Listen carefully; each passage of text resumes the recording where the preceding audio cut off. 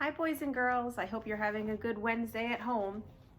I was going to save this till the end of the week, but since we're going to be home all this time, I'm going to read you my favorite story for S Week. It's called Chicks and Salsa, kind of like chips and salsa, but chicks and salsa.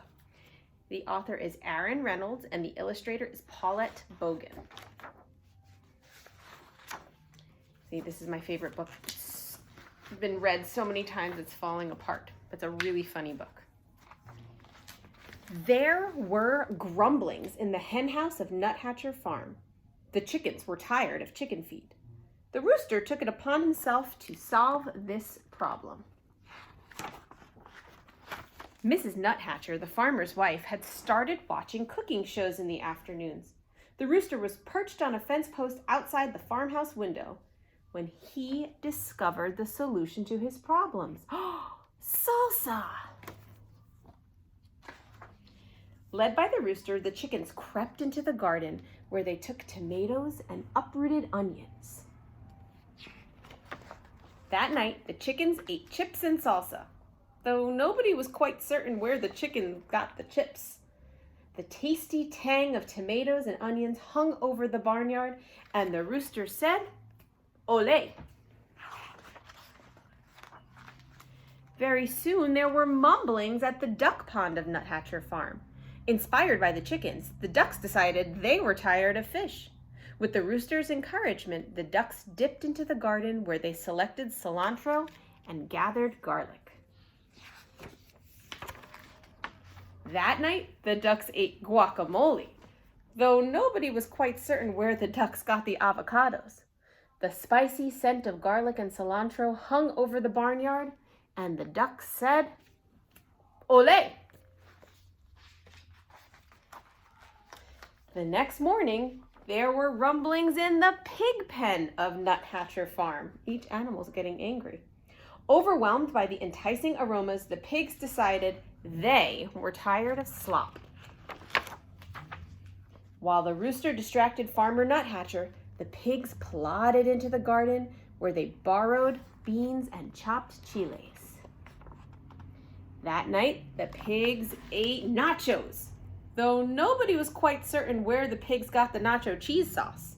The delightful deliciousness of cheese and chiles hung over the barnyard, and the pigs said, "Olé!"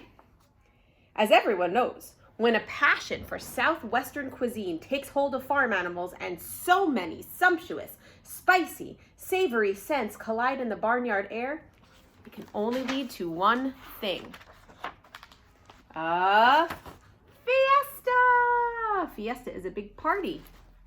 The rooster got things organized and then returned to his fence post to watch for good enchilada recipes.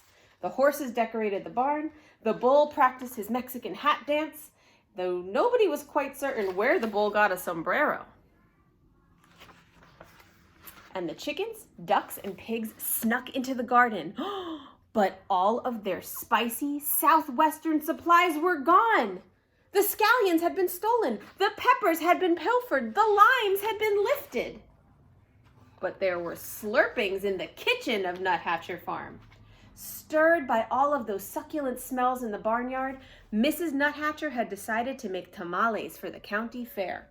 A saucy sweetness hung over the old farmhouse, and Mrs. Nuthatcher said, "Olé!" Oh, disappointed, the animals canceled the fiesta. That evening, the chickens ate their chicken feed, the ducks ate their fish, and the pigs ate their slop. But while the Nuthatchers were at the fair, the rooster crept into the kitchen and borrowed a French cookbook. The next morning, the rooster ate crepes with wine grapes and champagne sauce, though nobody was quite certain where the rooster learned how to read. There he is. A satisfied smile stretched over the rooster's beak, and this time the rooster said, "Ooh la la!" What do you think might happen now? I think now he's going to cook all French food. If you liked that story, you can leave a comment and tell me which part was your favorite. And I'm hoping this video works. Our videos haven't been great today. All right, I will see you tomorrow.